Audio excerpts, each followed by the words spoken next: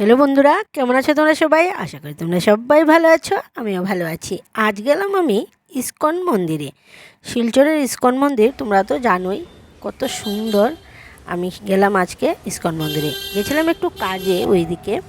আসার সময় ভাবলাম একটু মন্দিরে গিয়ে আসি। আজ যেমন মন্দিরে যাওয়ার জন্য মনটা টানছিল। গিয়ে দেখি একদম নীরব নিস্তব্ধ, খুব ভালো লাগছিল।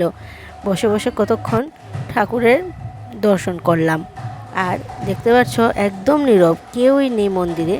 আমার পাশে দুজন বসা ছিল আমার পেছনে, তাদের পাশে গিয়ে আমিও বসলাম। ভগবানের প্রতিমা দেখছিলাম, ভালোই লাগছিল। সেখানে লেখা ছিল ছবি ভিডিও ওঠানো নিষেধ।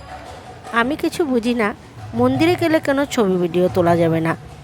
এত সুন্দর প্রতিমা, এত সুন্দর আমাদের ভগবান, ওনাদের যদি আমরা একটু ছবি ভিডিও না তুলি তাহলে কি ভালো লাগে? সেই ছবি ভিডিও না তোলার কারণটা আমি খুঁজে পাই না। খুবই ভালো লাগছিল, নীরব শান্ত। দুপুরবেলার সময়ে এমন একটু ভালো শান্ত জায়গায় বসতে মনটা একটু জুড়িয়ে যায়। তারপর বেরিয়ে আসলাম। ভেবেছিলাম আজকে ভিডিও করব না, কারণ সকাল থেকে আমি খুব ব্যস্ত ছিলাম। 10টার সময় ঘর থেকে বেরিয়েছিলাম কাজের জন্য, একটা কাজ ছিল আমার।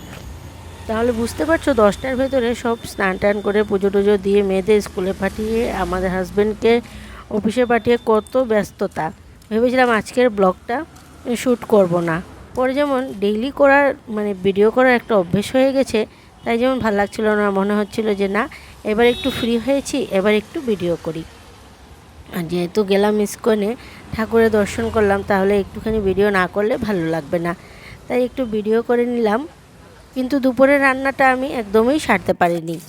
ঘরে গিয়ে প্রথমে দেখলাম বেজে গেছে 1টা, আমার একটু ক্ষুধাও পেয়ে গেছে। তাই ভাবলাম ঘরে একটা আম আছে, আম দিয়ে মুড়ি দিয়ে দুধ দিয়ে একটু খেয়ে নিই। অনেক দিন হয়ে গেছে খাওয়া হয় না, এবারের প্রথম আম আমি এখন খাচ্ছি।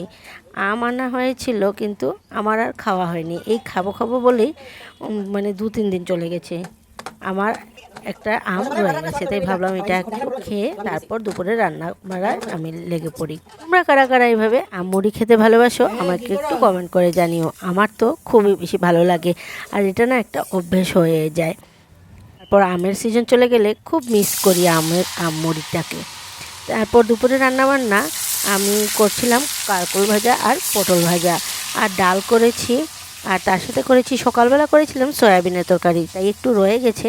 ভাবলাম এখন দুপুরে ডাল আর ভাজাই করে নিই, তাহলে তাড়াতাড়িও হয়ে যাবে। মেয়েরা আবার স্কুল থেকে এসে পড়বে, আমার হাজব্যান্ডও এসে পড়বে, তাই ভাবলাম ডাল আর ভাজাটাই করে নিই। আর সয়াবিনের তরকারি তো আছেই।